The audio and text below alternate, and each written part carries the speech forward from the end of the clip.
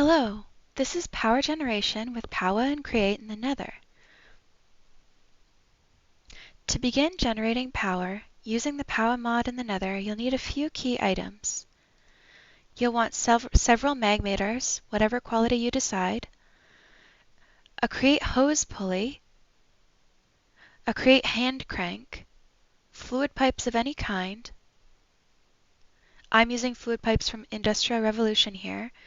These require a servo to function, so you're going to want one of those as well. You're going to want power or energy cables of your choice, as well as energy storage. These ones require a battery to function, so you're going to want one of those as well. I'd also recommend using your map to either force load the chunk or making a spatial anchor from AE2. You're going to want these two if you're making a spatial anchor. And you're going to want some random blocks of any choice. All of the stuff I will be using in this video is placed in this chest right here.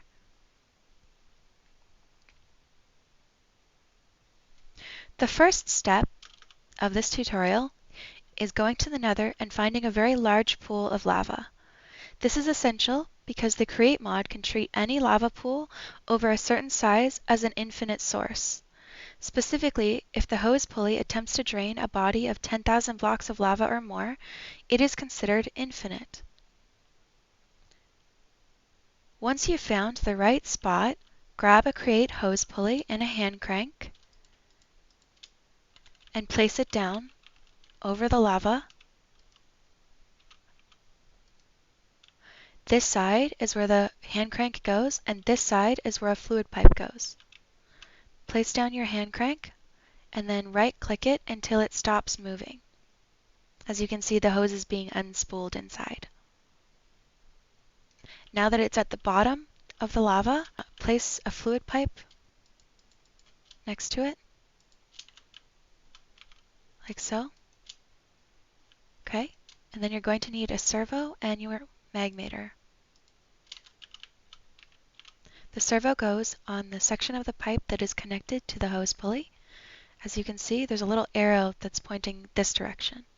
It's pulling out of the hose pulley. Then you're going to want to place down your Magmator, and as you can see, or you will see shortly, it will fill up with lava. The lava is drained and turned into power inside the Magmator. Here you can place a battery if you wanted to charge a battery, but we're going to place down an ender cell next.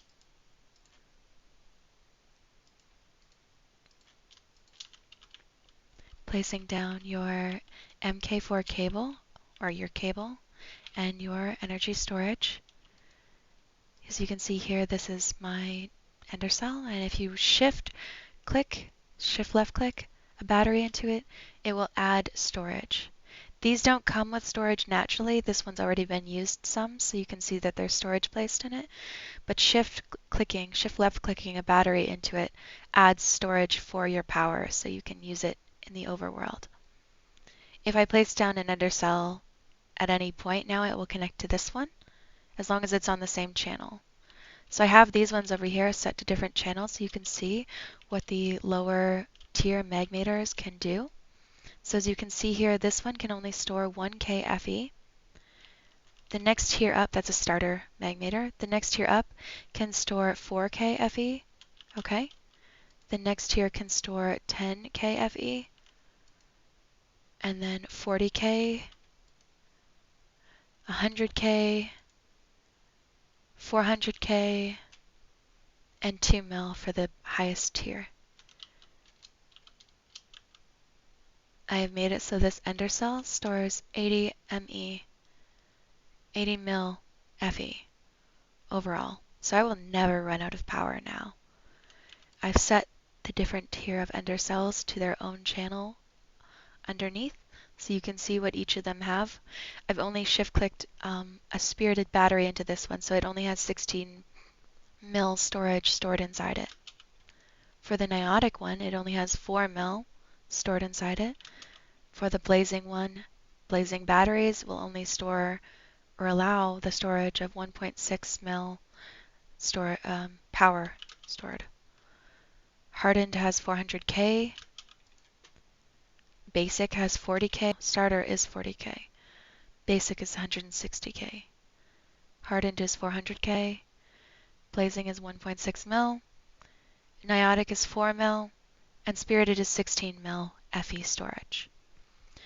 If you really want to upgrade your setup, instead of using MK4 cables, you can use superconductor cables, but these are a lot more difficult to create. It's just that it transmits a lot more power than the MK4 cables are. Okay. Now, to chunk load this area, you're going to either want to open your map. I've already chunk loaded it, so let's just unclaim. Okay, so right-click the area you want to claim, hit Claim Selected, right-click again, and click Force Load Selected once you open up your map. Map is M on my screen. To make sure that you're staying within your chunk, if you click F3 and G, you can see the chunk borders in your game. I've set it so this entire section is limited to one chunk, and to force load, you're going to want to keep all of your Magmators within one chunk. It's just easier that way. A better way to force load, though, however, is to use AE2, or Applied Energistics 2. So if you place down your ME controller next to your energy storage, other energy storage might make you use a cable, but not ender cells. And then you can place down your spatial anchor on top. And as you can see here, this is force loading this chunk. This works even if I'm offline, I believe.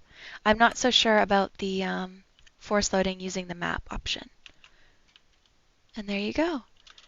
And that is how you set up Magmators in the Nether for limitless power. If you just want to use a basic setup like a starter Magmator, you can use several starter Magmators. Just make sure that you connect them all to the ender cell properly and have them all being filled with lava. It can get a little complicated, so I just have it set up as one here. But I would upgrade to the highest tier you possibly can because starter limits you. With this system, you'll have a powerful and reliable source of energy using Powah, Create, Industrial Revolution, and AE2. The infinite lava pool ensures you won't run out of fuel anytime soon. Happy crafting!